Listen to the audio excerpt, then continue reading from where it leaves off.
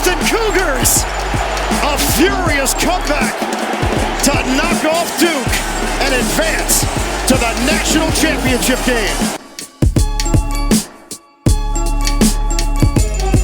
Here is Zion Chris, big hole, open sesame. Zion Chris, wow, the 72-yard house call.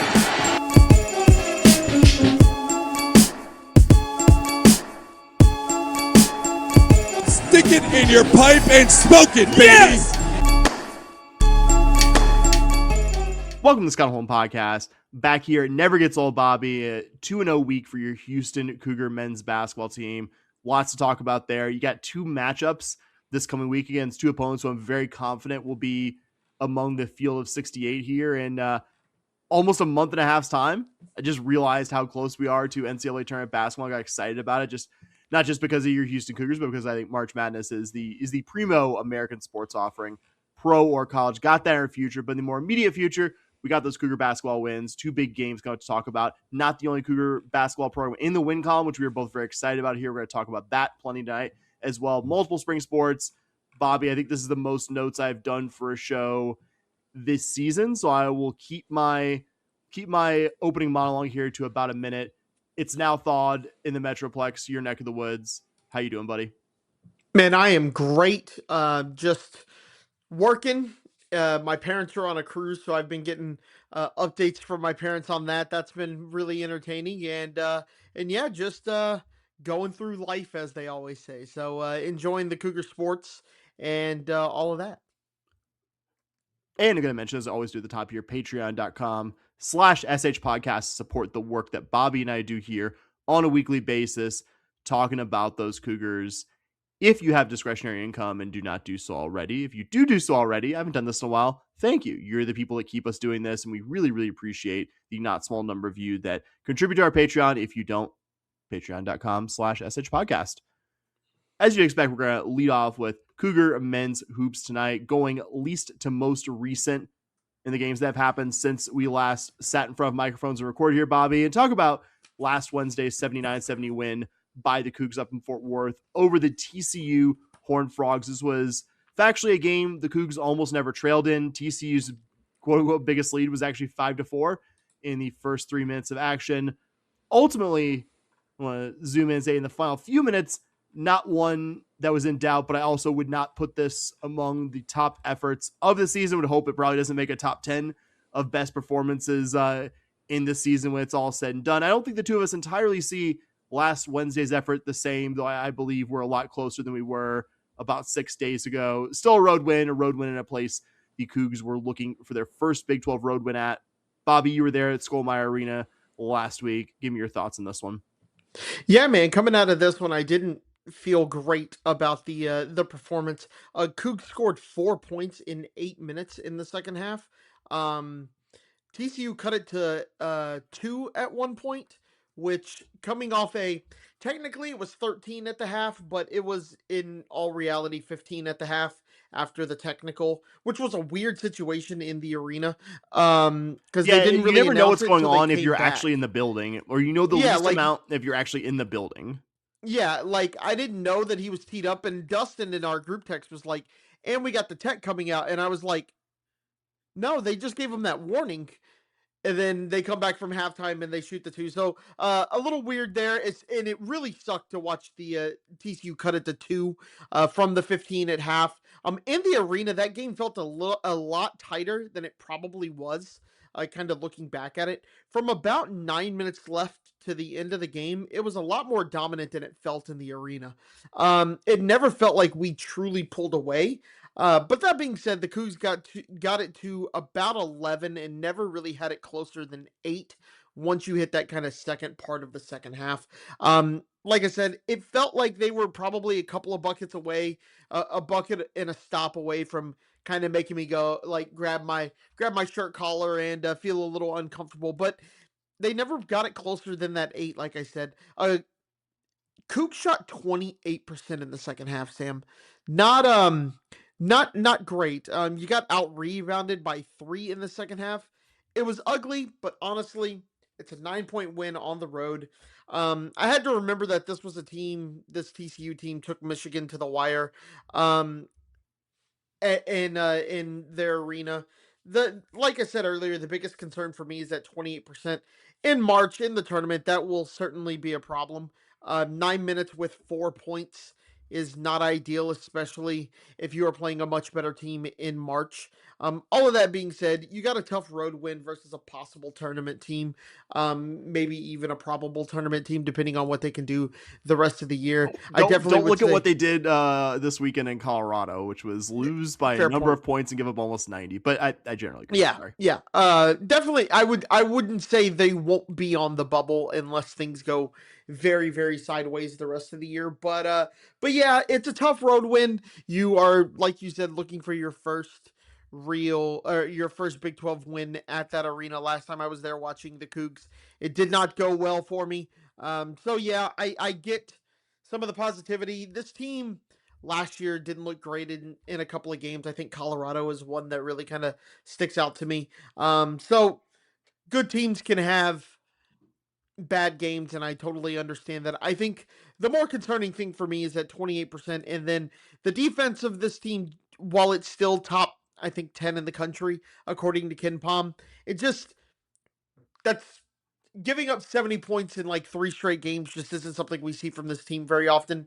And I don't know if it's me trying to get used to it or kind of what the deal is, but I didn't leave this game feeling warm and fuzzy. We'll just say that.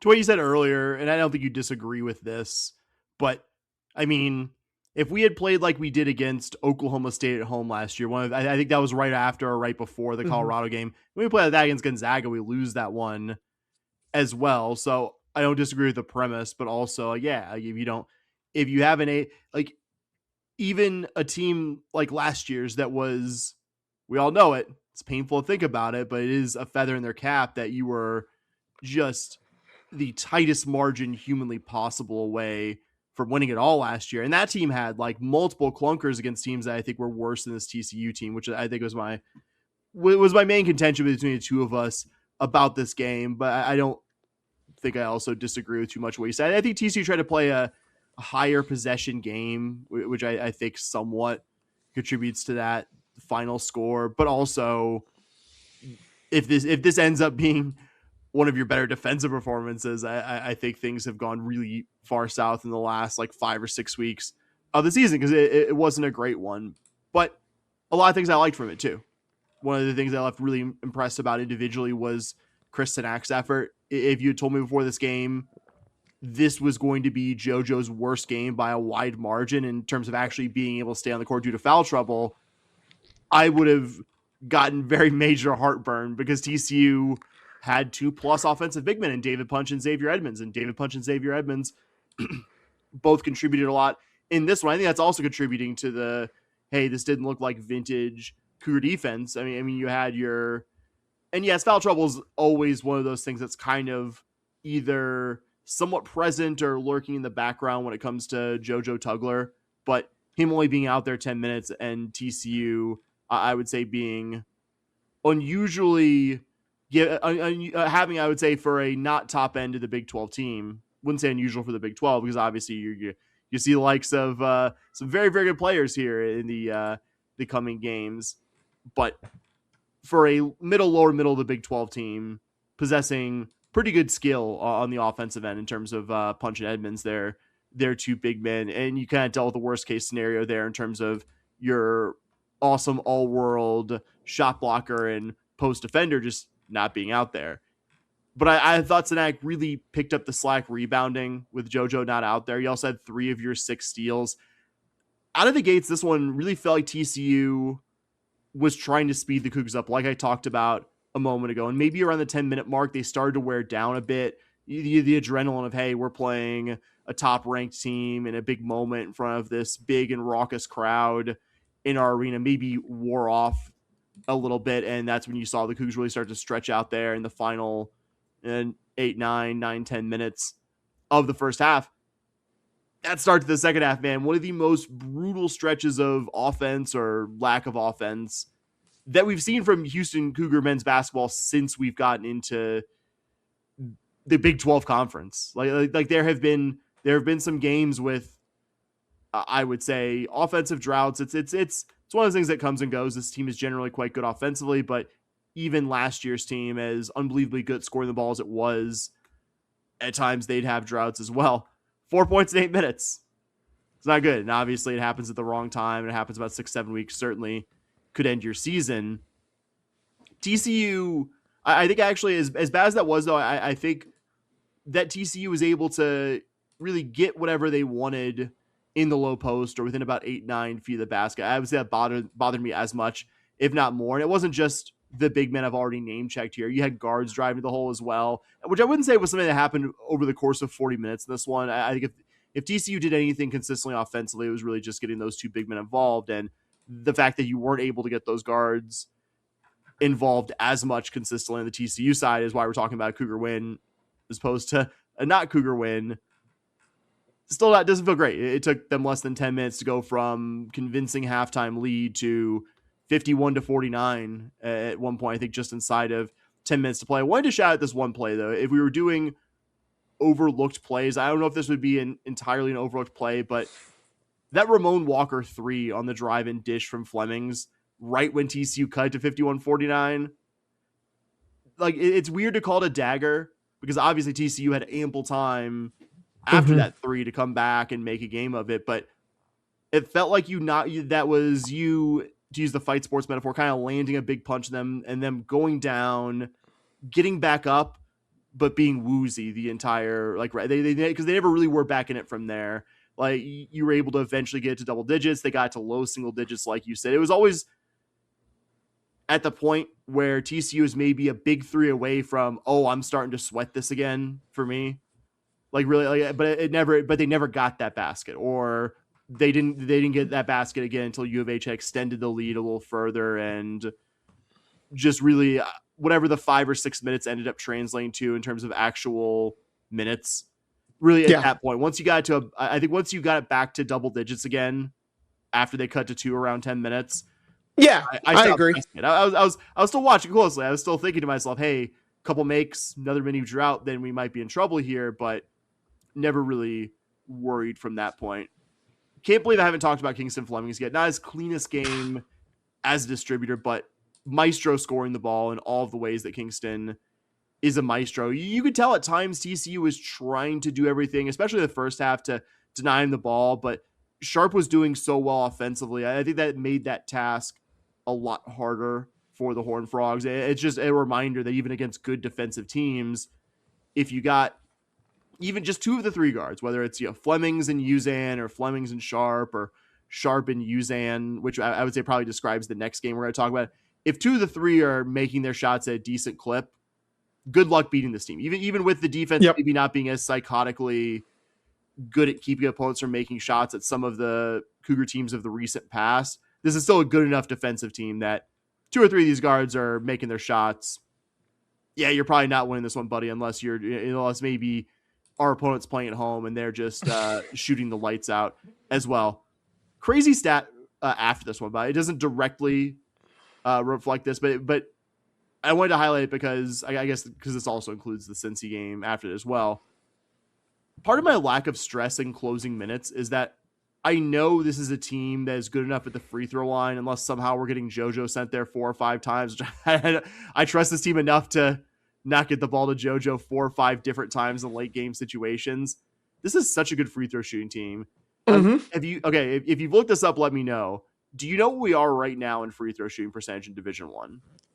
Oh, I feel like I saw it. Like, I don't know the number. I want to say it's like 40. I feel like we're top 50, if I recall. We are top 50. What's your guess? 40. I feel like it was like 48 or something like that. 14.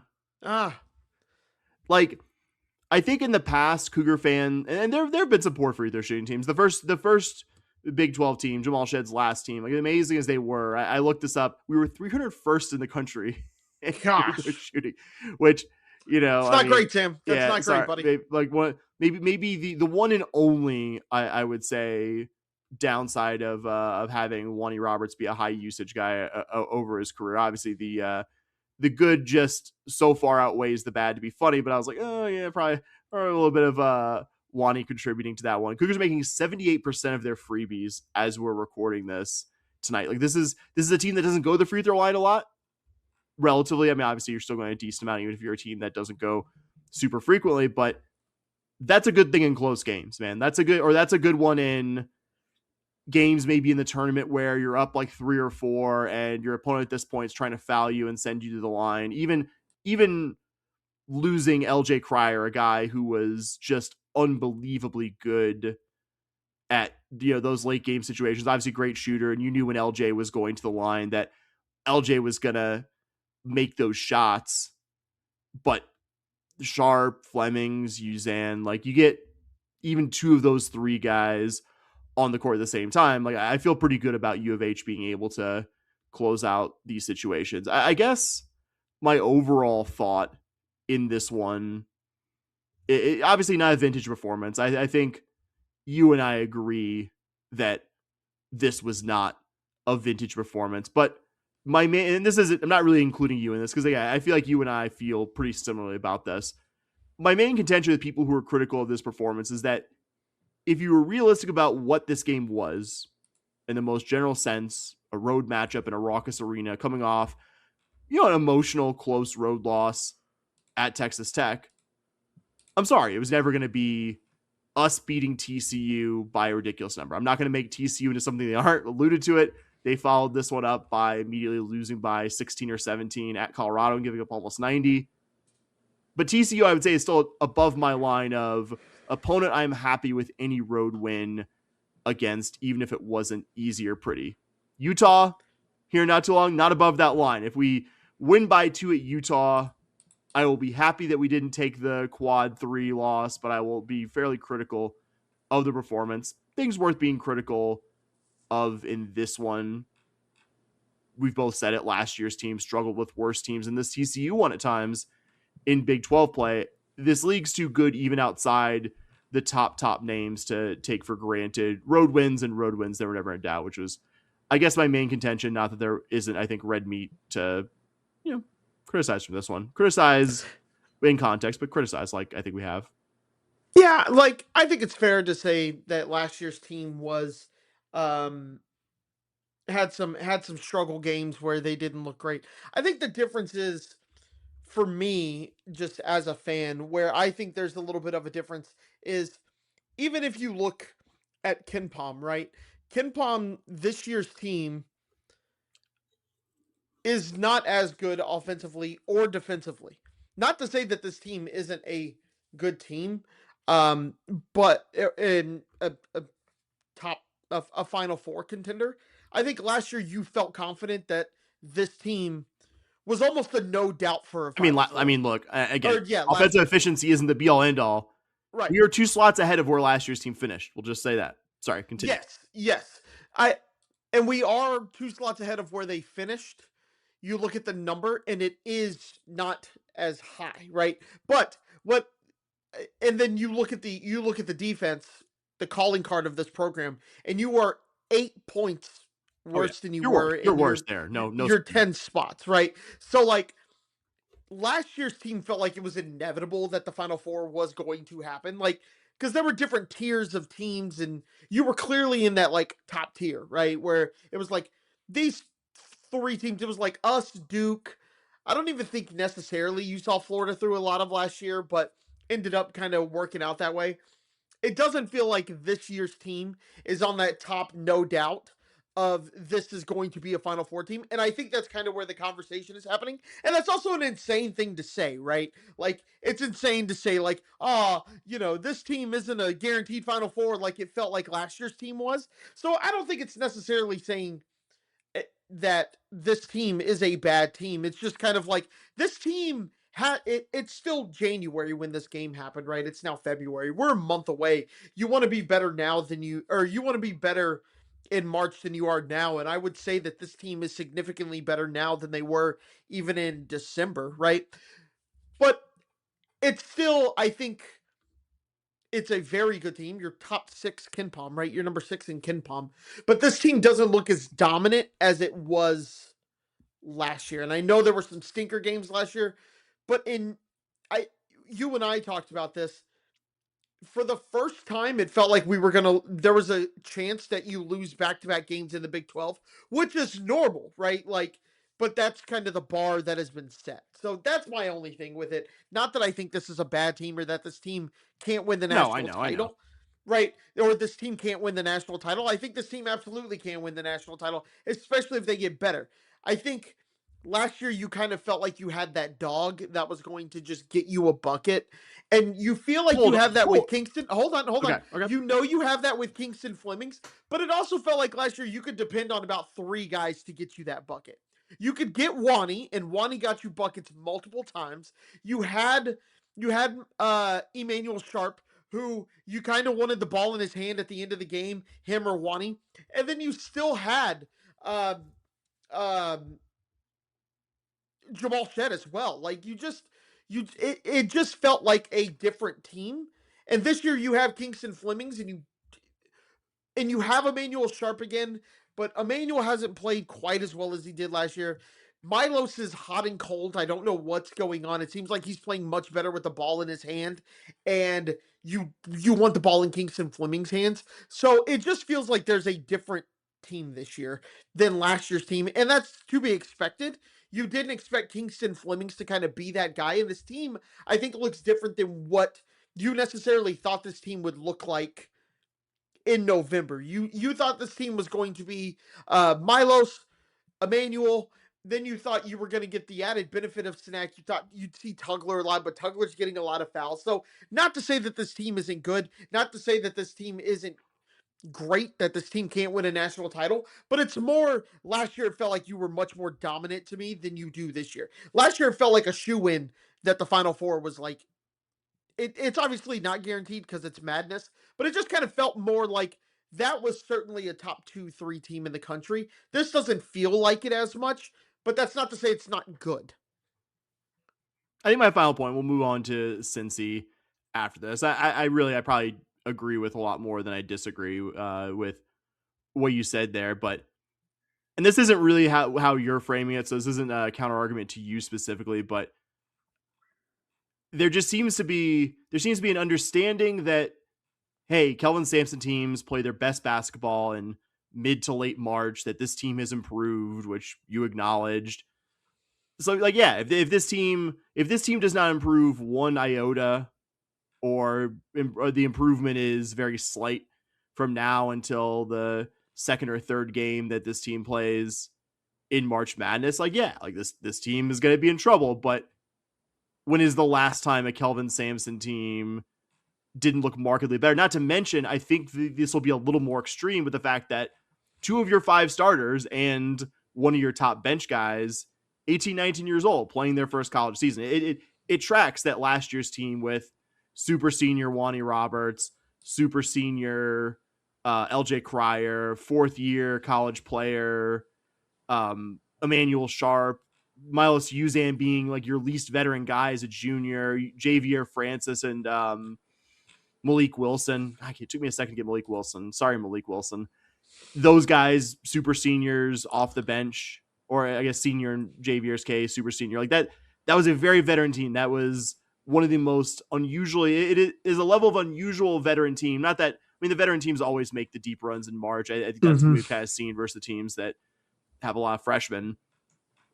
This team will get like this team will get better. Like the improvement will be more extreme. There's a reason why Sampson has said, like, yeah, I'm not doing the like 2 key linchpin freshmen in my starting lineup again because the sleepless nights. He's joked about that, but yeah, I mean, just the level of improvement we've already seen from Flemings and Snack, who are playing, I think, pretty significant minutes here, should tell you that there's a pretty significant improvement coming by the time the calendar turns March. Exactly how much, obviously, $1 million question at this point, obviously will determine how deep of a run they do make. But I think the thing that frustrated me with the counter arguments is, it seems like, oh yeah, like we know Sampson's teams play their best ball in March. I just don't think they're going to win a title. Like that presupposes that this team isn't going to improve a fair amount. And there's no, and again, don't know the future. Time will prove one of us right or wrong here. if it's if history's any indicator, it's probably not me. Unfortunately, just based on my track record of these things, I'm not batting Kelvin Sampson improving his teams in March average on my predictions here, Bobby. But I don't know. I think if any program has earned the right to just, hey, assume it happens until it stops happening. It's Cougar men's basketball playing their best ball here in a couple months' time.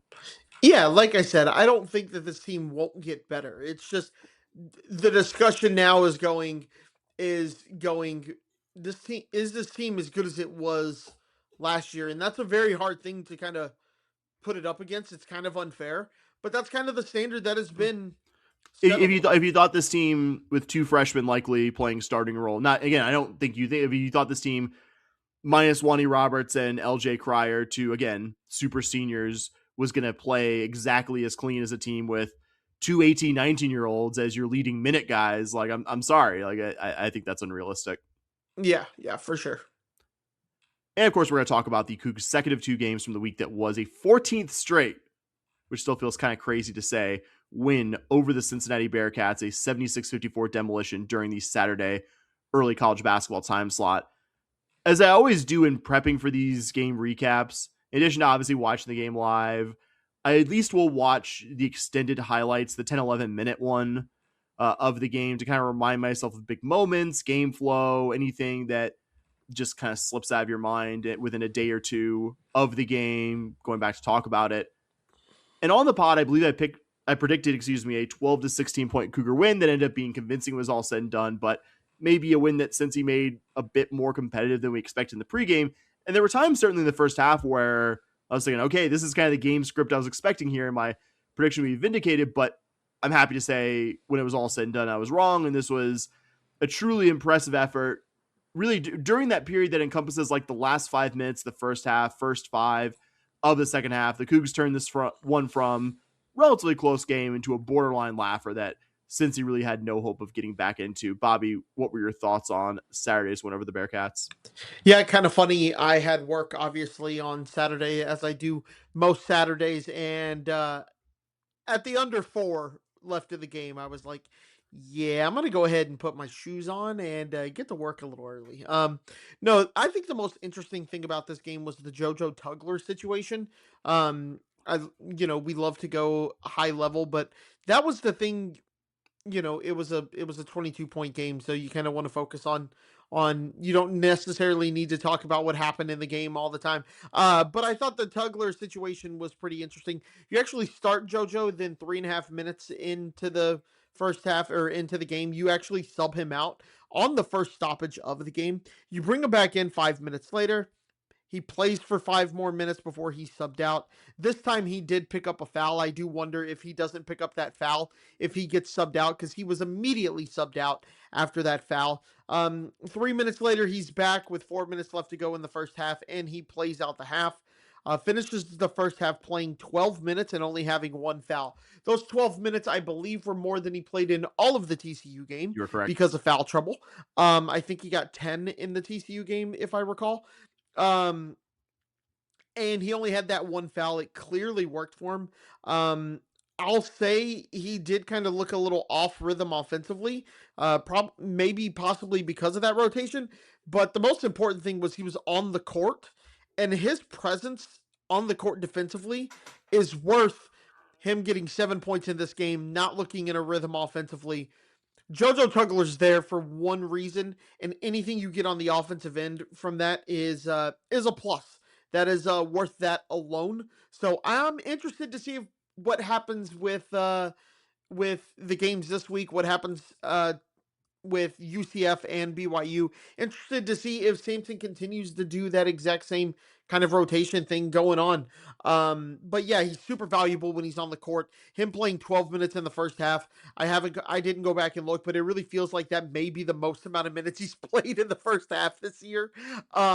Just because you've had to manage his foul situation. And then kind of high level thoughts on the game. The Cincy team is just not good.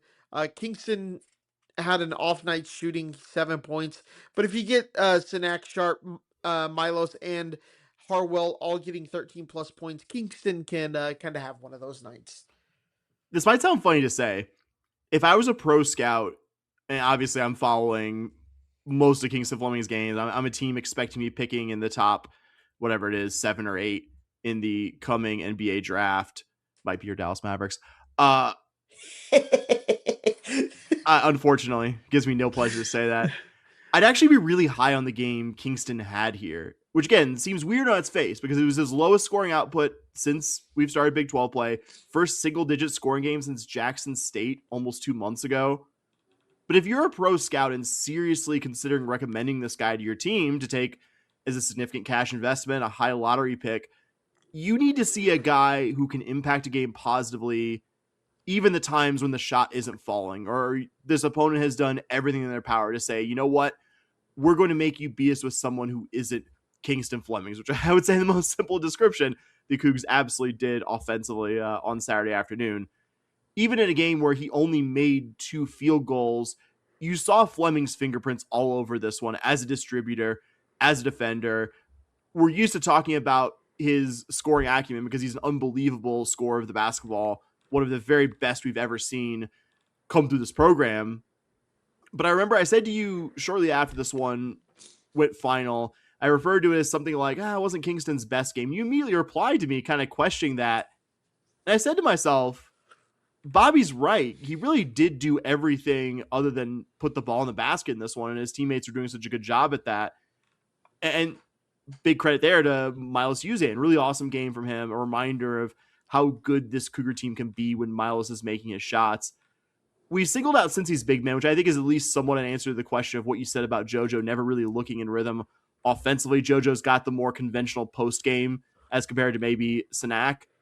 And Baba Miller and Mustafa Cham, or at the very least, quite good at doing the classic big man, low post defense stuff. It was also so obvious in this one, though, that Sanak's a different level than Miller and Cham. I mean, no knock on those guys. They're a big part of why Cincy's such a highly rated defensive team, but they were also so unprepared for Chris Sanak actually being able to knock down shots from deep. And you saw the Cougs really take advantage of that, especially as they were building out that lead. Really balanced offensive effort from the team, as good as we've seen from the Cougs in Big 12 play. I think those were the really nice takeaways. 76 points against this Cincy team, as good as they are defensively in a low possession game. You played a 59 possession game. That's tied for the fewest possessions that you've had in a game this season. Produced well over a point per possession. And games like this one, like, yes, this year's team is worse at some key things as compared to last year's.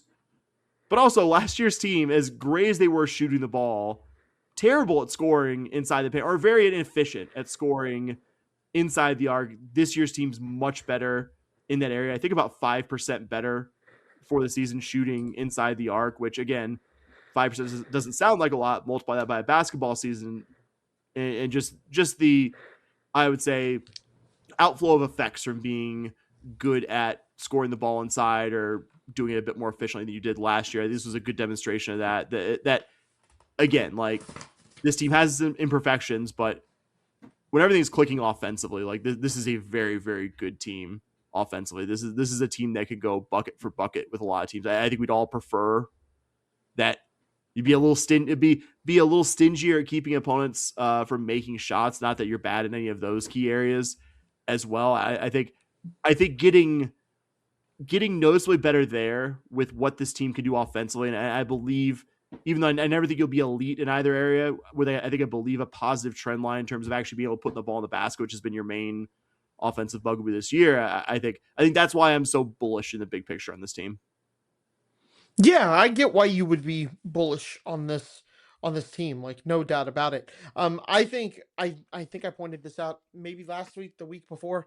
The Chris Sanak starting to knock down threes and really pulling his defender out of the lane is very interesting to see what happens as the season continues to move forward. That's something that if he gets you 2 threes in 10 points, 12 points, that's big. That's the difference in a game for in March and in the in Big 12 play going forward. Also, happy trails to a couple of my favorite people to ever walk through the Fertitta Center as opponents, Cincy head coach Wes Miller and super senior Kirk Risa. Can't fathom a scenario where we see Miller come back next year as Cincy's coach, almost certainly be finishing his 5th season there, not making the NCAA tournament, probably looking for gainful employment elsewhere sometime around mid-March. I mean, that tech he got when Cincy was already down 18 in the second half was just, I mean, it's clown behavior, man. And I think if I was a Cincy fan, I'd be even madder about it than any Coug fan, razzing him in the arena, or I guess in my case, making fun of him now. Yeah, I think the only way you justify that tech is you're trying to fire your team up, but like, it wasn't the situation to do that. Yeah, you're like, if you're trying, you're about like 5 minutes of game action, if not more, late on that one. If it was a try to fire your team up, yeah, exactly. And I can think of no more fitting end to Kirk Risa's 6 or 7 year, not gonna look up exactly how many it is, college career than being a low usage player on a team that'll be nowhere near the NCAA postseason. Buddy, never too early to start setting up that LinkedIn. What was the NCAA tag that they had like I said a couple of years ago, like it wasn't 15. They're going professional in something other than sports. Yeah, going pro in something other than sports. Yeah. Kirk at least is going pro in something other than sports. I mean, I don't know, maybe he's from Estonia. He's from Estonia originally. You go home, play in an overseas league. Never mind. Yeah, exactly.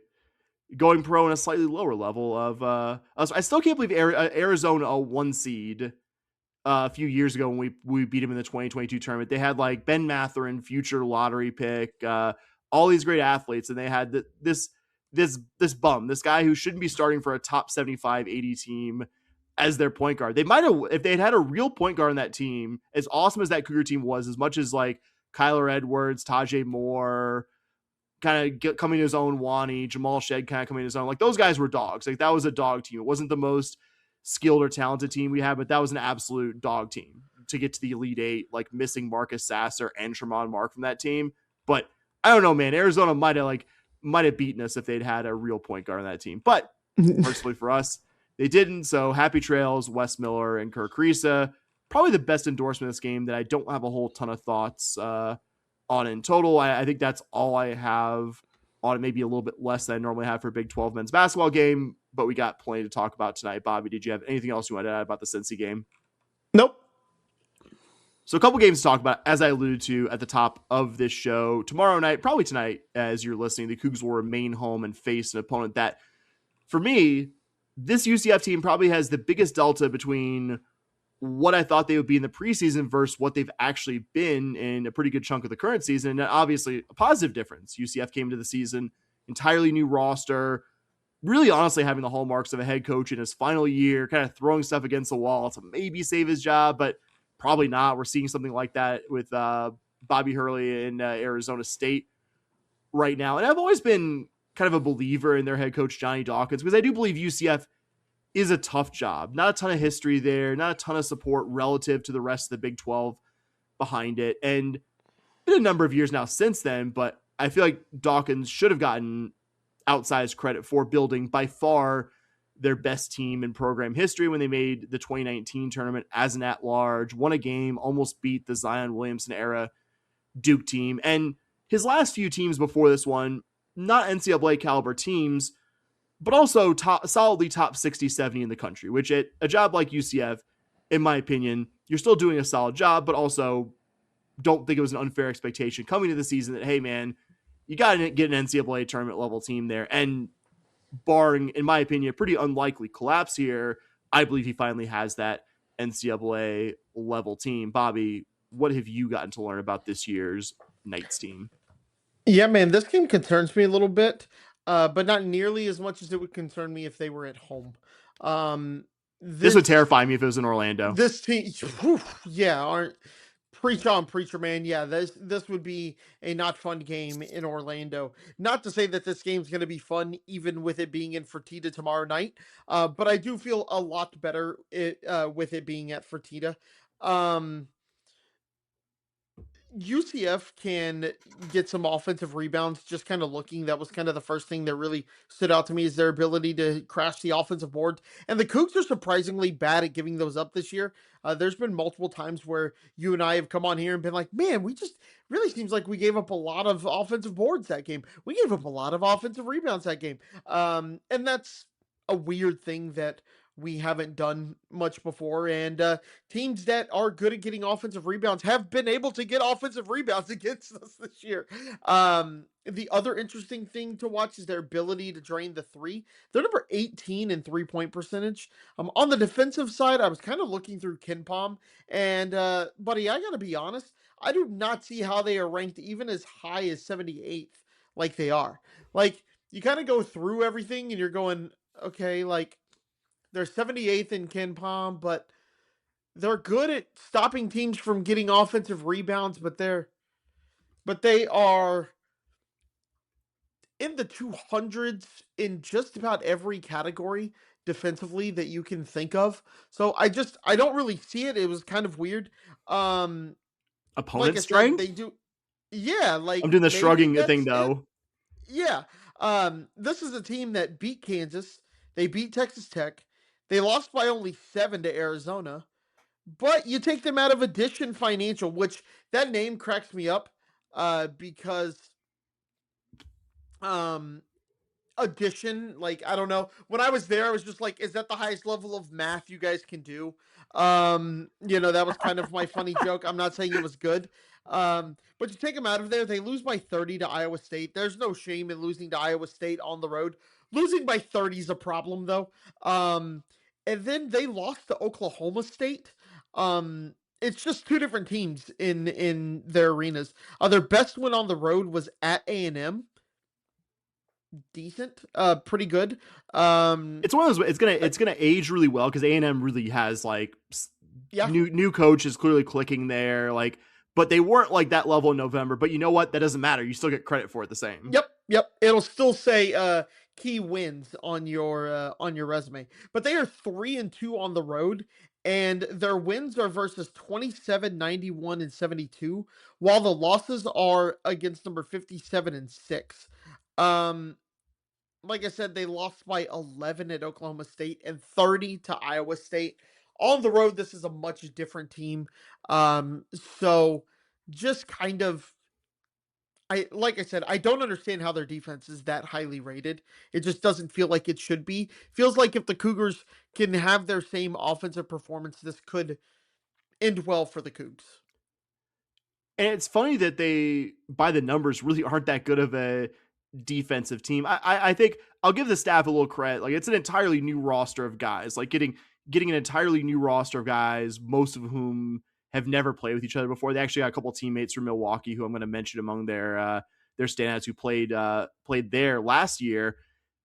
That they're this bad and still rated this top 100. I like you, also kind of defies belief. And it also goes against what UCF has been at times the last several years under Johnny Dawkins. They had a couple teams that were fairly decent, but just so challenged offensively. A couple that were like top 25 defensively, but not even in the top 100 offensively. It may be a little bit of offense. Like, this team could have been serious, but this team with a different formula, not necessarily a general formula that always lends itself to being super successful, being a very good offensive team that little shaky defensively, doesn't always work the best. But in this case, as a team that, if the season ended now, firmly on the right side of the bubble, and frankly should be getting more top 25 burn than the various voters and the various polls seem to be giving them just on the resume this year.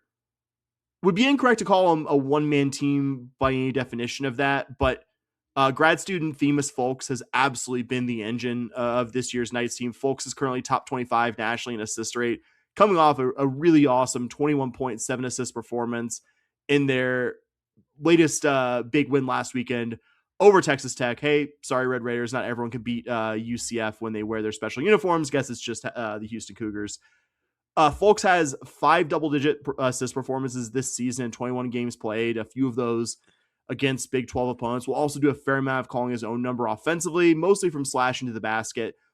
not shooting a great percentage, but volume guy, so it kind of makes up for it. But really great the limited times he chooses to shoot the three. Another veteran transfer, Riley Kugel, has extensive SEC experience previously, played for Mississippi State and Florida.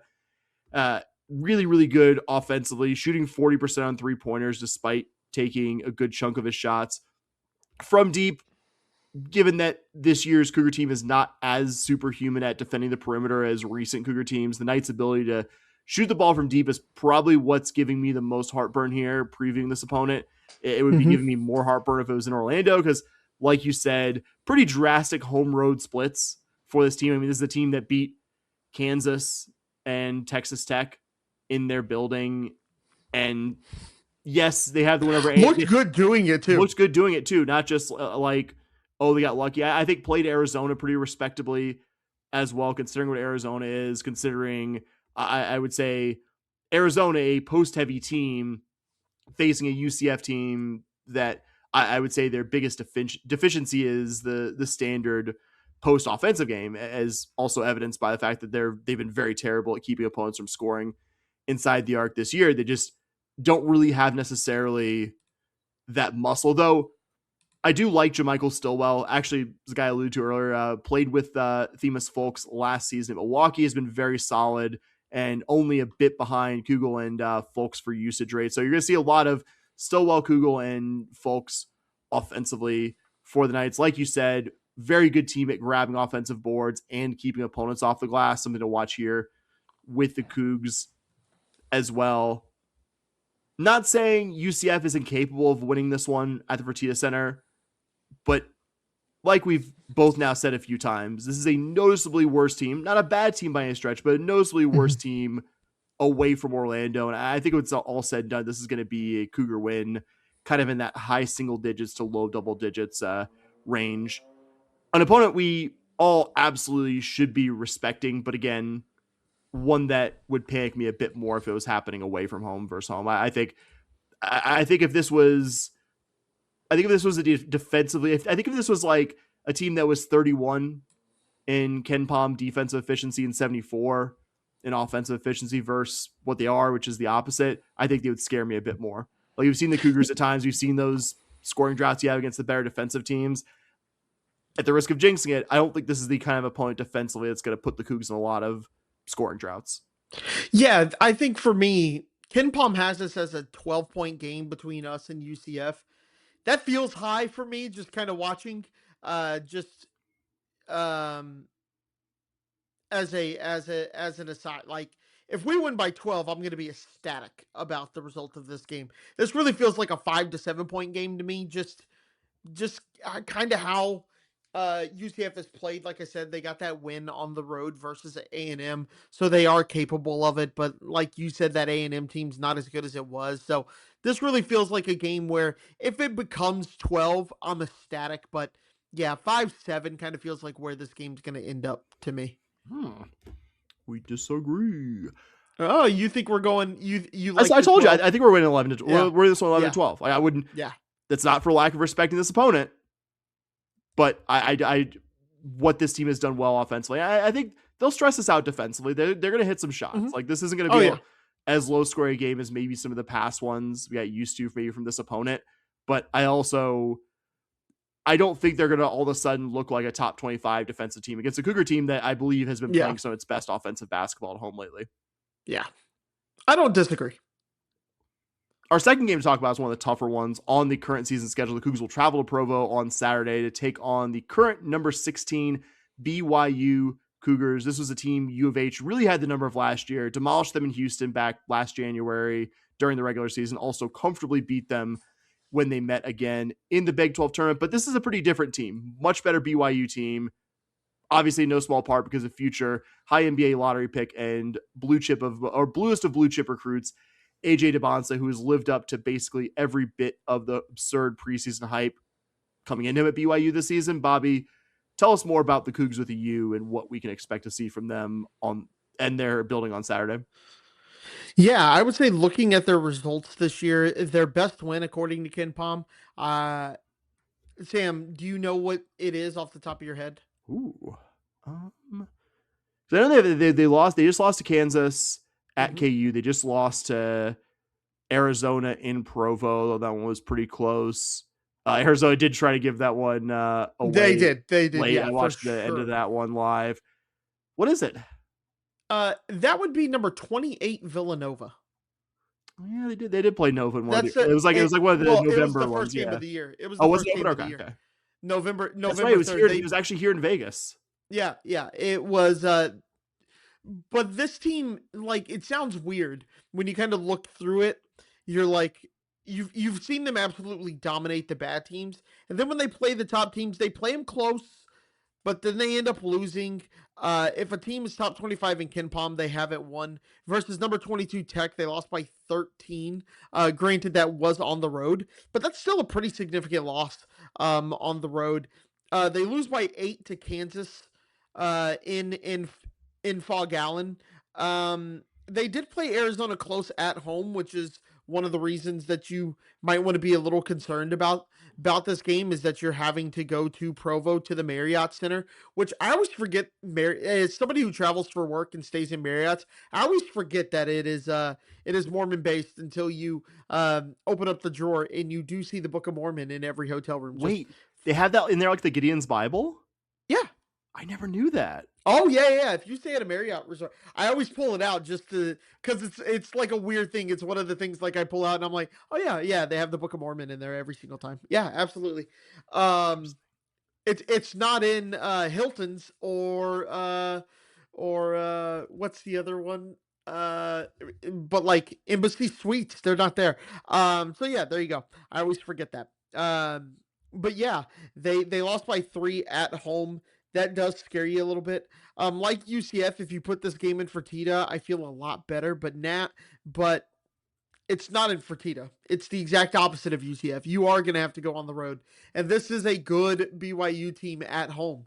Like I said, you put them against a top 25 team at home and you're like, what have they really done? Their best win at home is probably number 77 Arizona State. They got TCU. I'm sorry. They beat TCU by 6 at home.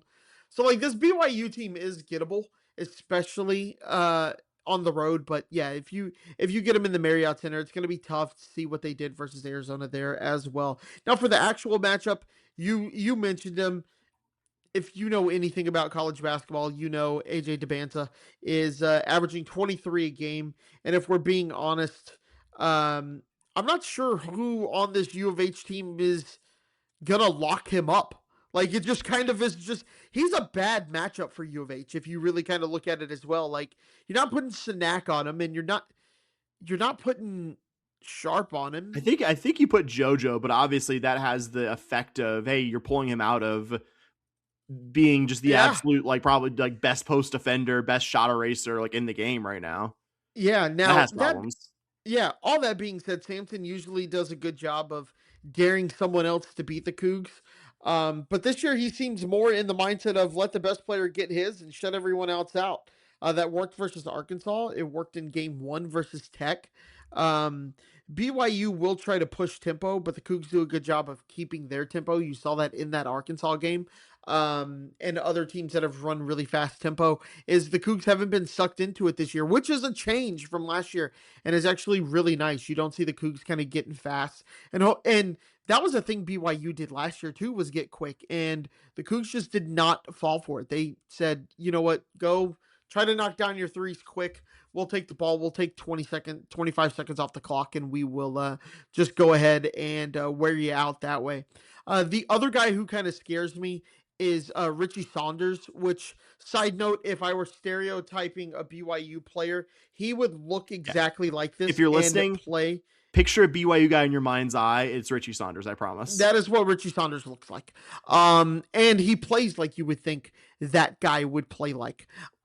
He's averaging 20 a game. He's shooting 50% from the field, and he's shooting 40% from 3. He had 33 versus Kansas. It'll be interesting to see if Sampson lets DeBanza go off and then just put Sharp on Saunders, because I love that matchup. I love the idea of Emmanuel Sharp on Richie Saunders. Emmanuel Sharp is going to have a hand in the face, and those little soft kind of flare screens that they've been rolling out with him a lot is Emmanuel Sharp works his way through those. Emmanuel Sharp's too tough to let a little pop out screen really take him out like that. So I could just see Sharp following Saunders around all game and shut him down. The chess game of this matchup is going to be super, super fun and interesting. I'm about to say pretty much exclusively good things about AJ DeBence's game because, I mean, that's the only accurate way to describe it. It's hard not to. He's one of the very best players in the country. He's lived up to every bit of the hype. I was salty that, and it was again, notable performance, but I was salty he was being given equal billing with Kingston when he dropped 40 something or whatever it was on Utah. Utah's fucking terrible. Like it's cool he did that, but that's an entirely different level of performance, in my opinion, than what Kingston did on the road at a well inside the top 25 Tech team. Like that, I was like, oh cool, he scored 44 against like Utah. Like it's good, it's notable, but like that's not an equal level performance to what Kingston did. Yeah, I agree. I agree with that. I think if the Cougs win in Lubbock, I think Kingston Flemings gets that award. Yeah. Oh, congratulations! You beat Utah by 18 points at home. Like here's your fucking crumble cookie, not you. I'm directing this at various LDS people. I like crumble cookie. That's not a knock on crumble cookie. We will not take crumble cookie slander on. I'm not slandering them. I'm just referring to it as a Mormon food, which it is. It's a non-Mormon food too, as my consumption would indicate. But no, all you could say that's even in the ballpark of a weakness from DeBonce's game is that he's not a great 3-point shooter. He's a hair under 33% from deep as we record this, but he does everything so well. And I usually flinch at comparisons of college guys to longtime NBA vets, but I believe the Kevin Durant comparisons with DeBonce are spot on. He's a tall guy who can absolutely do the stuff guards do at a high level, scoring the ball, even if the 3-point shooting is a tick behind everything else. Still think it would be accurate to call him a 3-level scorer and somebody who could do the ball handling and distribution stuff for BYU offensively very well as part of that game. I expect we'll be seeing a lot of DeBonce at the line. He's one of the best in the country at drawing fouls, very good at making those free throws. Like you, exactly how the Cougs will defend BYU will defend DeBonce isn't something I'm clear on. I'm sure Kelvin Sampson will have both a good plan for it and some sleepless nights between the UCF and BYU games this week. But I think what's made them so good is that they're by no means a one-man team. DeBonce is certainly the most famous face on the roster. He's the highest usage scorer, but they also had a really nice portal ad this past offseason and bringing in Pop Wright from Baylor, who has split ball handling duties with DeBonce. Certainly the guy who's going to be running point the most against U of H. I wouldn't call Wright a super efficient scorer, but very good from 3-point range. And if he gets a few decent looks from there, that might end up deciding what I expect to be a very close, very tough basketball game. Richie Saunders, you talked about him, another really good 3-level scorer, a guy who's faced this U of H team a lot in his BYU career, has seen them all 3 seasons that BYU has been a Big 12 program. Team-wise, this BYU team doesn't have a ton of weaknesses on paper other than the fact that they're really searching for their first kind of, 1A. Like obviously they're on the right side of the bubble by a wide margin if the season ends now, but they're looking for that elite win, and U of H represents that potential elite win. They're not elite at keeping opponents from making shots, but aren't really bad in any area defensively either. Not a team that forces a ton of turnovers defensively, which gives me some hope in this one, but they're going to play the game in a much faster tempo than U of H, which you noted. And mostly that's gone well for the Cougs with 2 O's this season, but doing it on the road at the Marriott Center. I don't hate that we have a UCF team right before this that's also going to kind of push tempo. Like UCF isn't like top 10 nationally, but they generally want to play the game at a faster tempo than the Cougs. So you're going to at least get a little preview of that a few days before you go to Provo, even if BYU, I think, presents a bit more challenge offensively than UCF, who they're right's a very good offensive team as well. Keba Keita, one of their big men, as well, guy to watch there, especially if the Cougs are dealing with JoJo Tugler foul trouble at any point in this one. I mean, Devance's ability to get to the rack there as well, something to watch if you're playing JoJo fewer than, say, 24, 25 minutes. Like, if you tell me that we're going to get 28 minutes of JoJo Tugler on Saturday, I'm not outright being like, oh, well, the Cougars are going to win this one. But, sorry, Cougs with 2 O's go win this one, because a Cougs team will win this basketball game, Bobby. Yes, sir. Yes, sir. 100% chance of that being correct. But if you tell me JoJo's able to play for U of H and play with only a minimal amount of foul trouble, I'm feeling pretty good, man. I'm feeling a lot more calm about the possibility of winning this one than I am now. Obviously, it goes without saying this isn't anyone is a good one kind of game.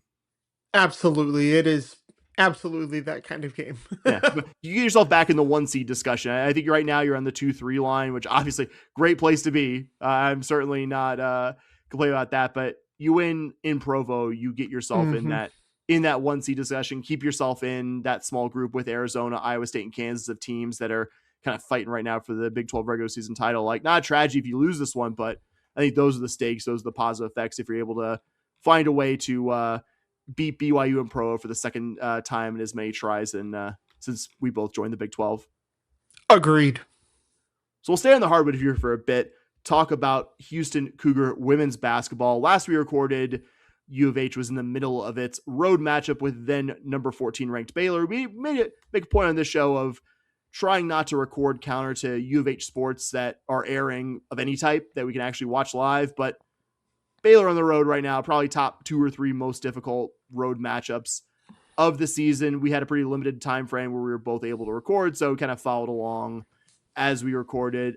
I do think the Cougs' performance in that one was about the best realistic outcome we could have hoped for. Yes, Baylor got up by double digits in the first half. We're never truly anything but the clear better team here, but Cougs scored 47 second half points, shot the ball reasonably well throughout against the top 25 opponent, and actually cut the deficit to single digits for a stretch and made Baylor sweat at least a little in the fourth quarter, which I think is almost word for word what we both probably would have hoped for from this game. Kendall Hunter, who we're going to talk about plenty in this segment, and Amira Abdur-Rahim both had 17 points in this one. We'll just say, again, a performance against an opponent that, frankly, was never going to be one that you could realistically defeat away from home, and in a performance that didn't shake our belief that this would be a team that would eventually get in the win column in Big 12 play, which, spoiler alert, we're about to talk about here. Bobby, kick us off. Any Baylor thoughts, obviously, feel free to add them. If you don't, that's fine. But tell us about the Cougs finally getting in the win column in Big 12 play under Matthew Mitchell, if you're ready. Yeah, just when it comes to the Baylor game, I thought your performances, there was times when we were recording last week where we kind of went wide-eyed like, hey, wait a minute. Did this hold on. We might be doing something here. So that's kind of fun. This Baylor team is going to contend for a national title. They're 19-3, I think, on the season, maybe 20-3. I can't quite remember. So yeah, that's going to happen. Like you said, you got them to single digits at one point, and that's super exciting. And we said this year, we just wanted to see this team compete and be harder to beat. And you saw that. Last year, Baylor didn't have to worry about U of H at all. Late in this game, it was a single digit game, and I don't think anyone expected that from U of H versus Baylor. I didn't fool myself into thinking at any point that we were going to come back and win that game, but it was definitely better to look and go, hey, I think 16 points doesn't quite do the Cougs' performance justice in that game. Would agree. And then I would say Cougs did get their first Big 12 win this season under Coach Mitchell, winning 72-70 versus Cincinnati. You got it, the way the game ended was super exciting. You win on a buzzer beater. I was watching the fourth quarter.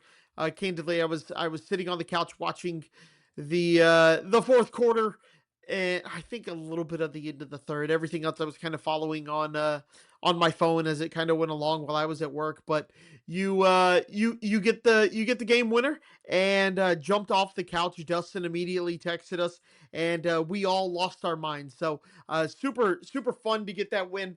One of the Kendall Hunter, by the way, was the Coug who hit that three. I realized I didn't mention her at all for hitting the three. I just said the Cougs hit the three. But Kendall Hunter hits the three as time expires. So close it gets reviewed, but there was no doubt. I think while I was watching it live, I was like, oh yeah, she got that off. Great performances. I think the craziest stat coming from this game, Sam, is, do you know what Cincy shot from three? What Cincinnati shot from three in this game? It was like 1 for 12. I had a note kind of related to that. Was it 1 for 12? Yeah. Just, while I say we can't get the ball in the bucket sometimes, 1 for 12 from three is rough, buddy. But that is kind of what bit the Cougs. The Cougs led this game for a lot of it. And you just ended up late in the fourth quarter. There was about a 2 or 3 minute stretch where it just felt like you couldn't get the ball in the bucket, and Cincy could. And I think I texted you live and I was like, really need a bucket. Like, could just use any kind of bucket, whether it's free throws or anything, because you just saw Cincinnati slowly chipping away, but you got the Big 12 win. Super exciting. Great performances from Kendall Hunter has 23 in 31 minutes, goes 8 of 15 from the field, 5 of 6 from the line. Just great performance from her. Without that performance, you don't win this game. But overall, just super exciting. More than anything, just to get that first Big 12 win under your belt. Won't lie, this was a very stressful watch live. Yep. Especially in that fourth quarter, like you talked about. At times, the Cougs would get the lead to around 4 to 5 points. Bearcats would never fully go away, though. And before Kendall Hunter hit that awesome shot, which, by the way, one of the purest swishes you will ever see on a basketball court. The net barely moved, man. The net barely moved. Just dropped it. It looked like it was so pure that it almost looked like an air ball. Yeah. Like, because she was shooting it from the corner and the camera kind of had it from the side. I mean, you knew it went in, but yeah, like barely touched anything. Just incredible shot there. But it sort of felt like in those final minutes that the Cougs' ability to score had dried up, and that Cincy was going to find a way to squeak out a win, and we'd be back here talking about this team having another unsuccessful close call, trying to get its first Big 12 win. Want to give credit on the opposition, though, to Cincy freshman Kalia DiViasi, one of the two players I believe we name-checked from the Bearcats in our preview. She really carried them offensively. Cougs did a great job shutting down their leading scorer, Maya Perry, who was 3 of 16 from the field. Only her second single-digit scoring game of the entire season to date. Biggest reasons you won this one in terms of what the Cougs did as a team, really twofold. Making your free throws, big thanks to Kendall Hunter there, since he had 7 misses from the charity stripe, really looms large in this close of a game.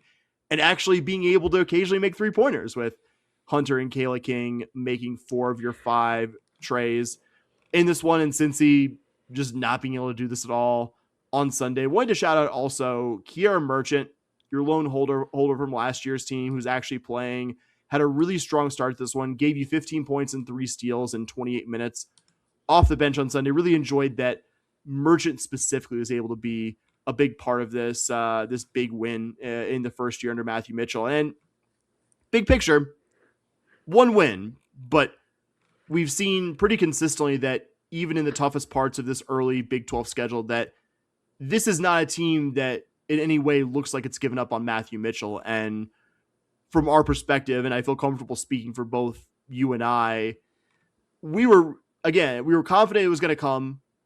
We were really hoping to finally see that no give up, that, hey, this team played a lot better than last year's team did in this spot, to just eventually translate into a number greater than 0 in the win column in Big 12 play. And you don't need to overstate what Cincy is. They're just outside the top 100 in net as of the latest rankings there. They're still a team in the early stages of their own long-term rebuild under Katrina Merriweather, but they're also a year ahead of the Cougs in that long-term rebuild.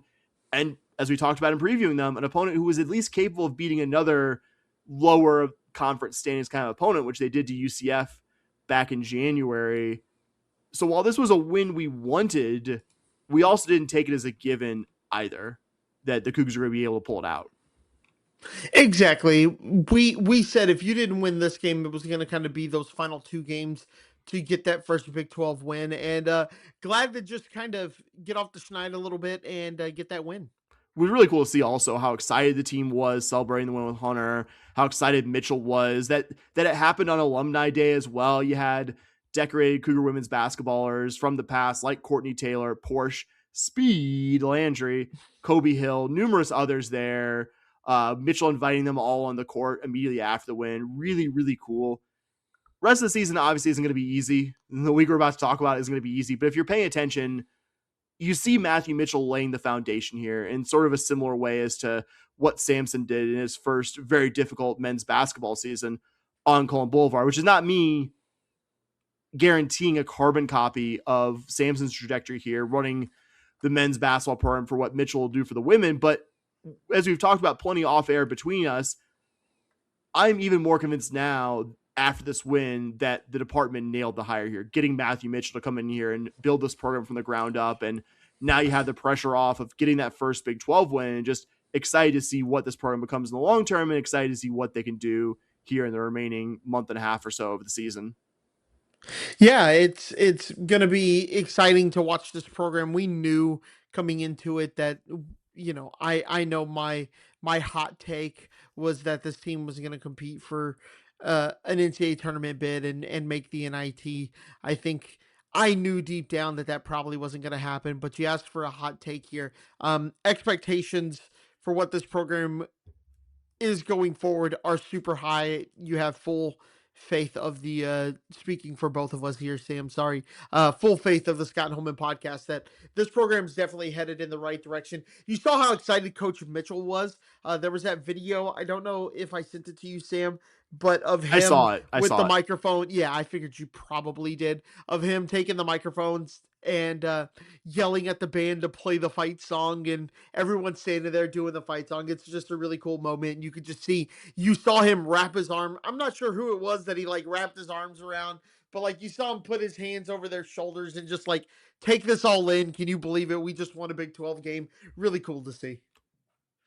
Up next, the Cougs will return to an extremely challenging week where they will at least stay in the Lone Star State. First is TCU tomorrow night, though, tonight probably as you're listening, on the road in Fort Worth. The Horned Frogs are number 12 in the latest AP Top 25, 19-2, and coming off a very tight road loss at Texas Tech, which knocked them down a few places. I believe they were top 10 in the previous poll.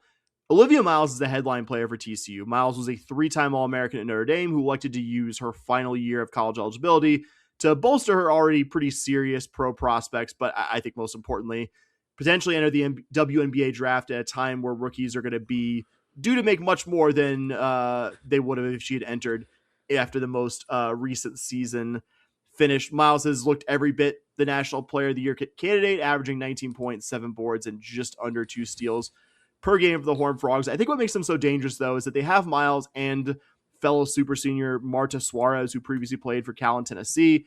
It's given the Horned Frogs two very good volume 3-point shooters. Also, you have Clara Silva, who's going to be a difficult matchup for the Cougs.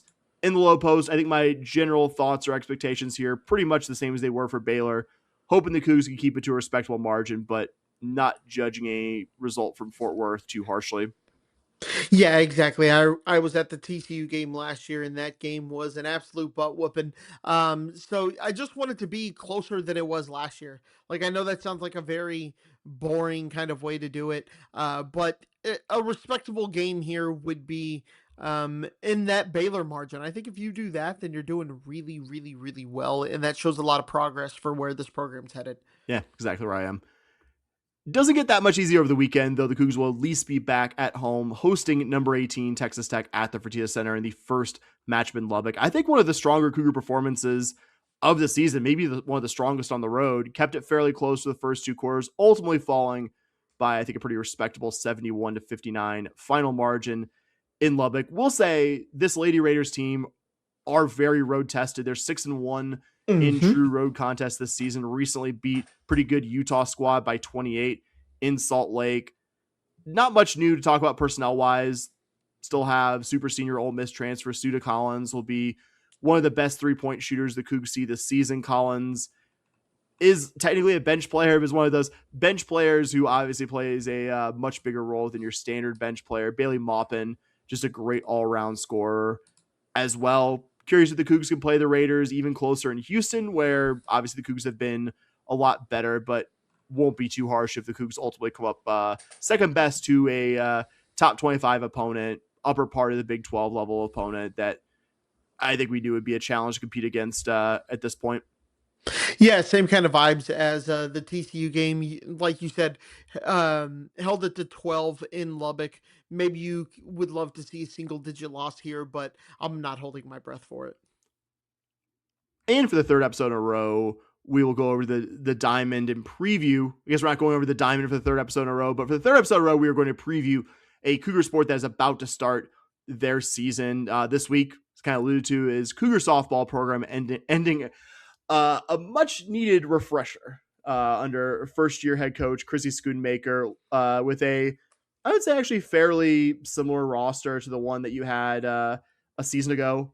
If you've listened to us long enough, you know our history with Cougar softball and the last head coach, which I will not rehash here because nobody involved with the program now, either player or coach, deserves to be associated with that. We will just leave it by saying that the last head coach, for reasons entirely unrelated to the also not very good on-field results, was somebody who shouldn't have been employed by U of H anymore, and thankfully no longer is. And they no longer are. Yeah, so very, very excited to talk about a Cougar softball program that does not include that head coach, and we'll jump into the 2026 Cougar team and previewing them if you're ready, Bobby. Dude, I'm so excited. It's so exciting to be able to talk Cougar softball again. So we'll start with some big picture. Mentioned it. Cougars have a first-year head coach, Chrissy Schoonmaker, former Cougar assistant under first-ever program head coach Kyle Hollis. Most recently, Schoonmaker coached for 4 seasons at George Washington. The Colonials won the 2022 A-10. Schoonmaker had 3 winning seasons and 4, with the most recent 2025 team going 33-21. Also had stops as an assistant previously in addition to U of H, Texas Tech, Harvard, and UConn in the college ranks in the decade or so prior to taking the head coaching job at GW. We'll admit, was not someone really on our respective radars as U of H was looking for a new head coach after last season. And that might speak to what a rebuild this is going to be, as I really think Schoonmaker's job, first and foremost, is just making this a program where young women coming to U of H aren't fairly miserable in, and maybe letting some positive on-field results come from that. And he's talked about last summer, probably what I'm most bullish on with this Schoonmaker hire is the staff she has coming in. Nairi White is the pitching coach, daughter of super successful Texas head coach Mike White. Will be the Cougs pitching coach, as I just said a moment ago. Has mostly worked previously as a private softball coach since her playing career at Stanford ended, which sounds unconventional, maybe still a somewhat unconventional background, but much less so than it was maybe 10 or so years ago. Jeff Cottrell coming in as your hitting coach with a pretty strong assistant resume, mostly from his time serving under Kenny Gajewski as he built Oklahoma State into a Big 12 power softball program. Was most recently on the Mizzou staff during a period where the Tigers made multiple NCAA appearances, including the 2024 Super Regional round. Jordan Gontram also comes over with Schoonmaker after serving as an assistant for her the last 3 seasons Schoonmaker was at GW. Bobby, big picture thoughts, coaching staff thoughts. Let me have them. Yeah, man. You mentioned Coach Schoonmaker's past at George Washington, and you kind of look at it. I think it's a very interesting results and things like that. If you look kind of big picture, you can see her first season was her most successful, and it was done with a different coach's players, if we're just being honest.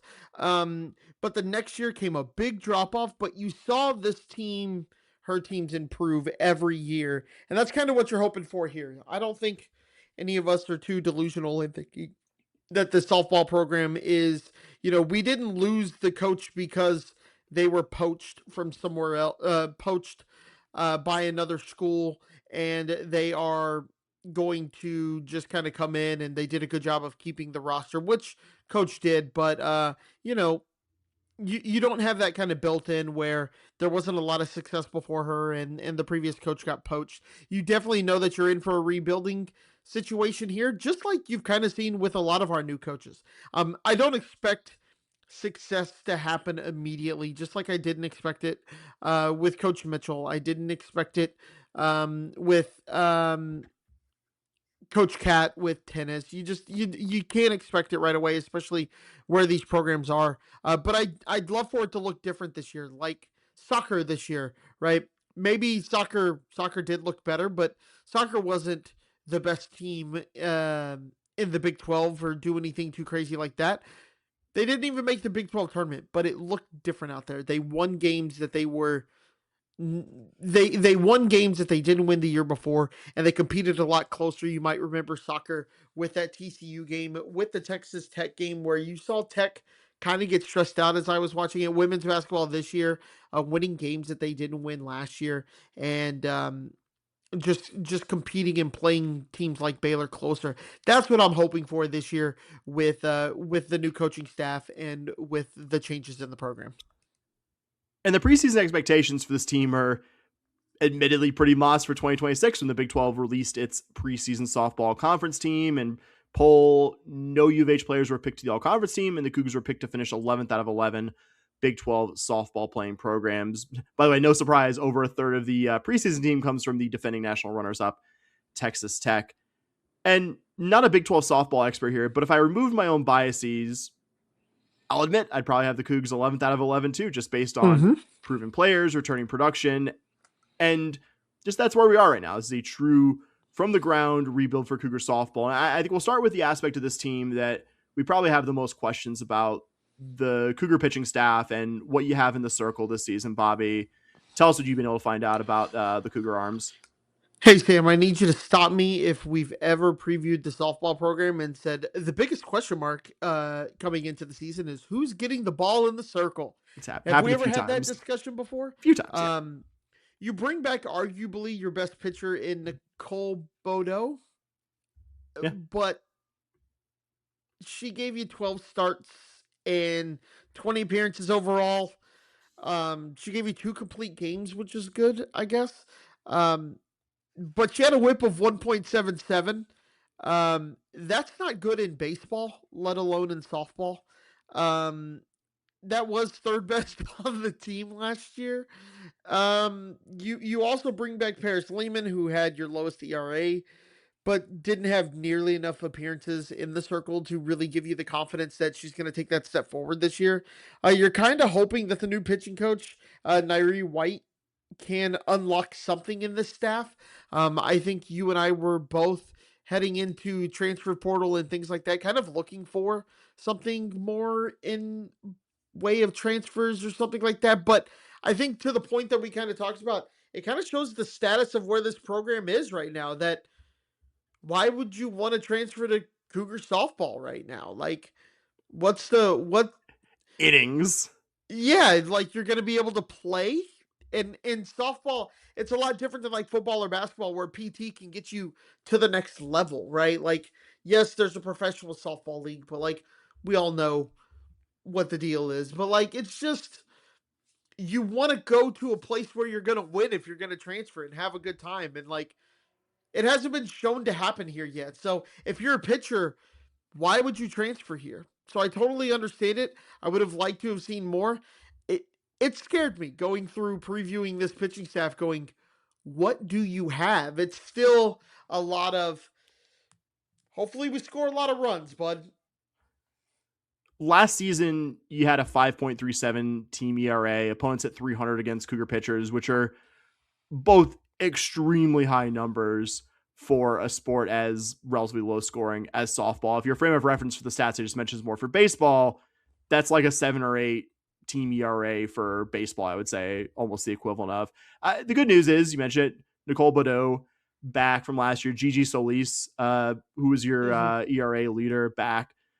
Good news, but neither last season were where you'd want to be numbers-wise. I think of the two I just mentioned, Solis intrigues me the most because she went from being essentially off the chart struggling as a freshman. She had like a 9 ERA her first season with the Cougs 2024, and to, I would say, not unplayably bad last season in the space of a year. I'm not expecting another 4-point ERA jump, but I don't know, not entirely inconceivable that working under Nairi White in an organization that isn't as bad at managing and developing pitchers like the last head coaches was, that we see another bit of improvement from Solis. But intrigues me though, as a one-time super high level local recruit who just in her first 2 college seasons struggled to stay healthy. Now at least has last season, a full season, multiple complete games under her belt. I remember the book on her as a prep recruit was that she was one of the hardest throwers in her class. So maybe some stuff for Nairi White to work with there in terms of just raw stuff, and that she could develop her more than her predecessors did. Paris Lehman also returns for her 5th college season after being your, I know I said Solis was your ERA leader, but ERA leader among the 50 plus inning pitchers last season. Lehman, if you took that, I think minimum innings threshold out, had the lowest ERA at 4.56 last year, only threw 35 1/3 innings, which is 40 fewer than she threw in 24, but did better than those fewer innings and has had some injury issues over her college career. So decent chance her pitch or innings counts are being watched a bit closer. I imagine we'll see a decent amount of Lehman in the early games as White and Schoonmaker figure out the Cougs' go-to pitching options. You also have Nevaeh Brown and Maddie Hartley both returning after pitching for U of H as freshmen last season. Neither were standouts, though Hartley had a not terrible 4.95 ERA in 41 innings pitched. So maybe something to work with there, though I expect she'll be in the lineup. So that at least limits at least somewhat what you could do as a two-way player. The only new face on the pitching staff is sophomore London Park, who played at the prep level at spring, played last season in Illinois, and had a 6.68 ERA in 14 innings pitched. Very little of that against their Big 12 opponents, so not really much to go on there in terms of a college resume, though I expect we'll see her as well. I mean, I do believe that Nairi White is going to get more out of this group than anyone under the previous head coach was. I think it's a very low bar to clear, and I believe Nairi White will clear it. And I could see multiple of the players that you and I have mentioned here improving on their historic production. But it's fair to say there's not a pitcher here who you can clearly see as the staff ace, or a pitcher who you feel very confident they're going to finish the year with an ERA in the 2 to 3 range, which is going to be an absolute need if you're going to be anything other than bottom 2 or 3 in the Big 12. I think that's fair to say. Exactly. It's if you want to be one of the top teams in the Big 12, which again, I do not expect this team to be that, but that's going to have to be the thing that you are most looking to improve, and you're kind of hoping that you're using this year as a let's take a look at what we have, and next year we can really hit the portal and things like that harder. So in the field and in the batting order, the Cougs will be a bit more of a proven commodity in 2026, though like pitching in the most general sense, I wasn't sure if this year's team, when I went into this preview, had a standout player who I think could be a surprise all-conference candidate. But once I got to Jordy Wilkins, I believe she's your clear candidate for breakout player on the roster. Obviously, you did lose, kind of expected when you had the coaching staff change, Brooke Wells to Alabama this past offseason. But Wilkins is really intriguing, Bobby. She was, for season numbers, just behind Wells in most of the key hitting metrics. And if you just looked at Big 12 play, actually hit for a significantly higher average than Wells. We'll say it's also in part because Wilkins is more of a slap or contact hitter than Wells, but did hit 3 home runs last season, which is pretty good from a slap or contact hitter. Also led the Cougs in extra base hits and doubles and triples individually. She went from her freshman season being a very light hitter to, I think at worst, 1B to Wells' 1A as the Cougs' best hitter. So that year-on-year improvement from freshman to sophomore year is something really intriguing to watch now going into her 2 final college seasons. If we get another jump from being, good contact hitter who hits in the, in the high 300s, maybe even a little more power, like if you're seeing Jordy Wilkins hit around 370, 380 with similar extra base hit numbers, I think we're talking about one of the best leadoff hitters in the Big 12. And that's an exciting prospect to me. Bobby, what have you gotten to learn about the Cougar hitters? Yeah, I would say the most obvious thing to mention is the loss of absolute stud freshman Brooke Wells heading into the 2026 season. She will be playing in Alabama, and that's a massive piece to replace. You know what I mean? But that being said, you look at who returns, and this was a fairly good hitting team last year. That was not the problem with this Cougar softball team, was their ability to put the bat on the ball. And so that being said, you look at who returns and you get excited. Not trying to take away the importance of a player like Brooke Wells, but you bring back just about every hitter that was on this team last year. Your top eight of your 9 RBI getters.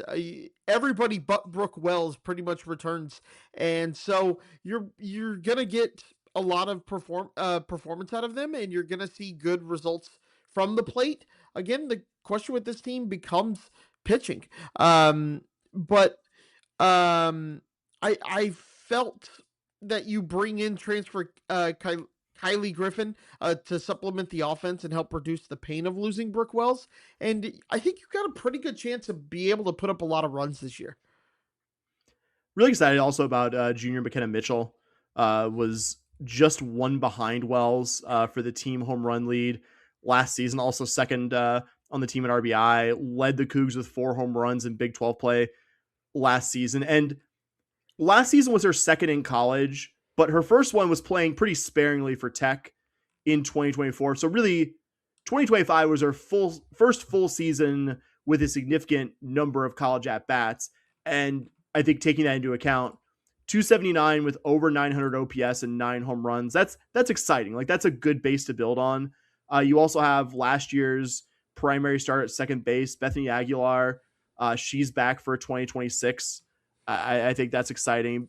Really, what excites me, I think, the most, though, besides Jordy Wilkins, just the volume of intriguing potential breakout sophomores who played a bunch for the Cougs last year as freshmen. Max Michael was second behind Wells among last year's freshmen in batting average, was the Cougs' real lone serious stolen base threat last year, stole 13 and 17 attempts, mostly played at the corner outfield spots, but also started 10 at shortstop. Mentioned her in the pitching section, but Maddie Hartley was a lineup regular last year with 5 home runs, was only behind Wells among last year's freshmen, was third on the team in total, tied with Bethany Aguilar for the team lead among returners with 33 walks, which is always really promising to see a freshman show that level of plate discipline. Hartley was mostly in the lineup as a designated player last year, which I would expect to continue unless this staff just doesn't see her pitching very much, but seeing her listed as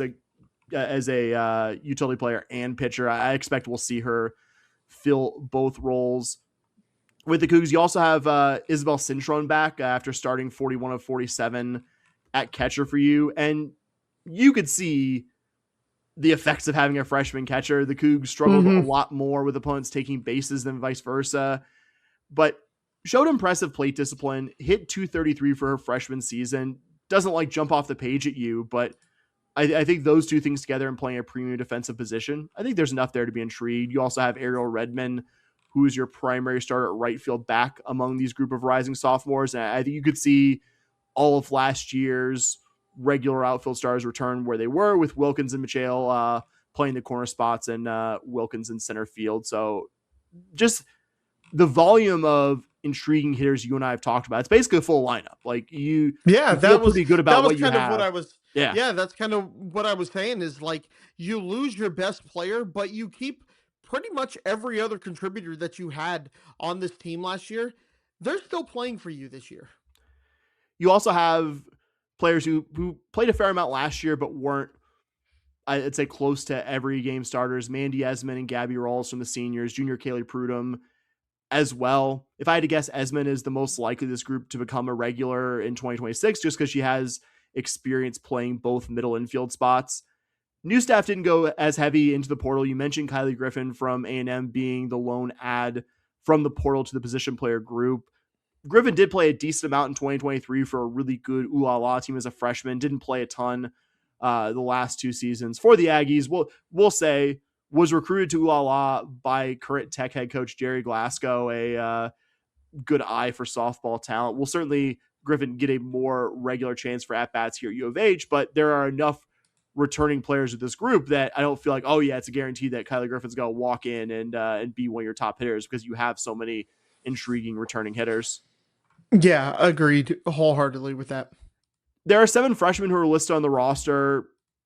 I'm not as sure out of that group who will be a serious contender for playing time, but expect we'll at least see 2 or 3 of them periodically here in the early season as the staff kind of figures out their lineup in non-conference play.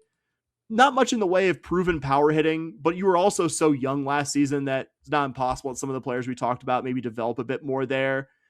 And yes, you and I are counting on a lot of players improving here, but I don't know. It was one of those situations where I came in to the, previewing the hitters and position players, thinking, okay, we're better here than pitching, but wasn't especially high on, and left being like, actually, we're going to hit a decent amount. I'm pretty confident saying that. Just questions that you and I have both raised about pitching, and defense had been a challenge in some of the latter years under the previous head coach, but we'll say last year's team wasn't noticeably worse than its opponents in either total errors or fielding percentage. So maybe something to build on there with what was still a fairly young team last year and a lot of those same faces back. So I think that's exciting too.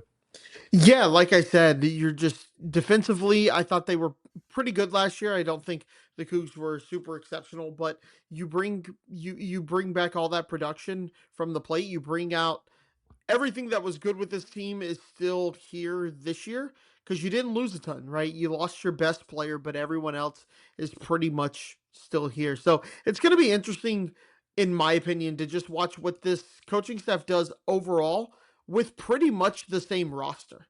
Didn't make a ton of new additions. You mentioned some freshmen. I don't know if they're going to play right away because you were so young last year. Like I said, going to be interesting to see how much better just changing the coach can really do this year. Yeah, it's interesting. I didn't even really think about it, but it's interesting that way because usually there's such turnover from a coaching staff, changing to a new one that you don't usually get this same comp of, okay, well, let's see how this largely same group performs under a head coach. We don't know the things we know about the last head coach here. Exactly. Cougs will open their season starting on Thursday, hosting the Houston tournament. Will just be 2 sets of games against the same 2 opponents. You're going to face the artist formerly known as Houston Baptist University on Thursday, with a doubleheader featuring them and Fairfield on Friday. One more against Fairfield to close out the weekend. On Saturday afternoon, HCU, which I will begrudgingly call them, were 17-33 last year, well under 500 in Southland Conference play. Fairfield's a bit more of a salty mid-major opponent. They were 18-7 in the Metro Atlantic last season, picked second in that conference's preseason poll, but I would say even with the modest expectations we have at the start of the season, Bobby, probably a 4-0 weekend to start the year. Yeah, one of my favorite things, I'm going to take this time to shout out one of my friends. Actually, like almost our entire fantasy football league all went to what was then HBU. They still call it Houston's Blessed University, so they can still call it HBU even though it is HCU. So we will go over the first time this season with, I think, a lot of good stuff to talk about, to a peaceful, serene, at least this past weekend, Mexico-based Cougar Golf Corner.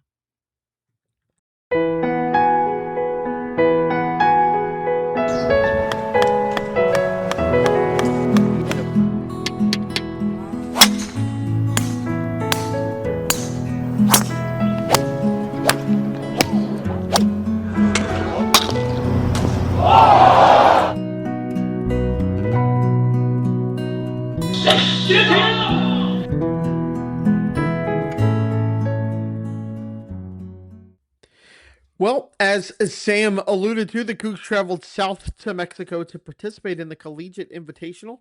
Had a solid field, including 7 top 50 programs. And Sam, the Cougs finished in 3rd place, behind number 28 Florida State University and number 19 Oklahoma State University. I kind of looking at the scores, there were 3 tiers, in my opinion, of finishes. You had the Florida State, OSU, and the U of H tier, which was the top tier, with Florida State finishing at +4 and winning, like I said, Oklahoma State at +7, and U of H at +9. Behind that was UVA, University of Virginia, at +15. Then tier 3 was everyone else at +24 or worse. On the individual side, it really felt like Maylin Kim pretty much stamped her travel spot, finishing T2 in this tournament. She finished at 3 under with a low round in the 3rd round of 5 under. Also want to shout out Moa here, who finished T6, one shot back of Malin Kim, as well as the others who finished in T2. As for the others, you had Natalie St. Germain had a really bad front nine in round 2, and this tournament they played 18, and then they played 9 holes of the second round after that first round. And she kind of struggled there. Ended up +5 on round 2, but +6 overall. It certainly looked like she just kind of got tired to start round 2 after playing the full 18 before. Round 1 killed Emilia Vallesta, and she finished +6 after round 1, +2 for round 2, and even par on round 3. So kind of like seeing that progression of just getting better and better as you move on in the tournament. And then Sadie Adams, freshman, played in her first collegiate tournament, finished +19, but clearly you want her there to have an opportunity to get her in the habit and learning about the pressure and what it's like to travel and do D1 college golf. Yeah, I was gonna say something. It's a tennis thing, but it relates to golf. Or something Katz mentioned to me about bringing in the obviously the international junior level recruits are gonna make up a Division I team, is just getting them used to. I like some of them have played like national team stuff, but like that's very much the exception to the rule. You very much play generally as an individual, and getting them into like playing on a team and playing like this specific brand of American college tennis, or in this case, American college golf. I wanted to ask you something from this one. I saw Malin Kim's awesome final round was bogey free. And I just want to know from you, how uncommon would you say just generally it is like in college golf to see like an entirely bogey free round? Yeah, it's pretty uncommon. It's uncommon to see that on the PGA Tour, right? It's not an easy thing to do. One bad shot on a hole, and you're gonna have to try and scramble to save par, which isn't an easy thing to do. You hit a bad drive in your approach, you got to kind of lay up, and then you got to get up and down for that four. It's really hard to do. Quite impressive if you can pull it off and still go low. That tells me you're hitting greens in regulation and you're 2-putting, getting out of there, and you're giving yourself some. That means you're hitting the ball incredibly well for the day. That's cool. Yeah, that was just something that jumped off the page, man. I thought obviously I didn't notable, even but like that. I didn't know how notable it was. But let me look at something else, because you said that whole third round was bogey free. Something I didn't even notice that, so good eye there. But give me 1 second. Caught it from the right. Caught it from the right up, admittedly. So I had someone else. Yeah, give me information. I do wonder if it was I do wonder how she did on the back 9 of round 2, because that would have been played that day as well. So that may give us a little bit of insight into exactly how she was playing that day, if that makes sense. Oh yeah. So I'm kind of scrambling to pull it up here just because I'm interested in that now. Looks like round 2. That means she played 36 holes, and I'm looking here. She had 1 bogey in 27 holes. Dude, that's insane. It's really levels good. of golf. That is so good. Remember in the final 18 that she had no bogeys on or something like that? I might be butchering the stat there. No. So because they did 27 each day, the back 9 of round 2 is also played the same day as round 3.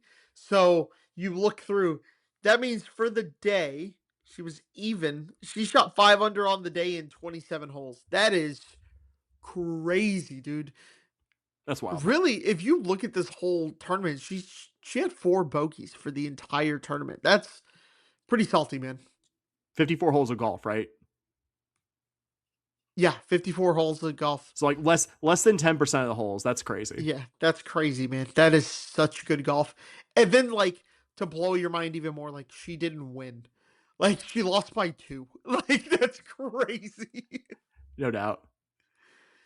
Our last topic tonight, not a full tennis corner. We'll just very quickly mention we have home Cougar tennis for the first time in 2026 this coming weekend, as the Cougars will host a doubleheader on Saturday morning and early afternoon. The true home opener match is UTRGV on Saturday morning at 9:30 a.m. The Vaqueras, I guess in this case, are 0-3 against D1 opponents. A good first match, I would say, back from a decent length layoff after the Cougars had a very busy start to their season. The afternoon match will be against New Mexico, who was one of the worst Mountain West teams last season, but brings in an intriguing transfer in Anna Varro, who was a first-team All-Southland selection, member of an NCAA tournament team, actually, too, at A&M Corpus. And they also bring in freshman twins, Bianca and Vivica Corley, who both had standout falls for the Lobos. But The Lobos have only beat a pair of non-D1 teams in their opening week. They're actually playing UTRGV day before the Cougars. Long way of saying these should be two pretty drama-free wins to lead the Cougars into their last week of non-conference matchups against UTSA and SFA, who will both, to differing degrees, I think, be more challenging opponents. Bobby, it's all the Cougar sports we got tonight. It's been almost an hour and 45 here. Take us home, pal. All right, well, that is it for this week of the Scott and Holman podcast. We appreciate you guys so much for listening. Like Sam mentioned earlier, we love doing this. This is super fun. We don't make all of our money and income off of this. We enjoy talking Cougar sports. It's a great way for us to kind of stay in touch as friends as well. But we appreciate you guys. We probably wouldn't do it if nobody was listening. There's no point in screaming out into the void. So we do appreciate you guys listening so much. And if you have any feedback for us, please reach out to us in whichever way you'd like to on social media. You can find us on Twitter at SH Podcast. If that doesn't do it for you and you are more of a Blue Sky user, you can find us on Blue Sky at podcast.bsky.social. And if social media isn't your thing, you can always email us at shpodcast@gmail.com. And if you really want us to listen to you, you can find us on Patreon, patreon.com/shpodcast. For all of those, I just want to mention it is podcast, PAWDCAST, because we're Cougars and we have the Cougar Paw. It's a podcast. I don't have to explain it to you.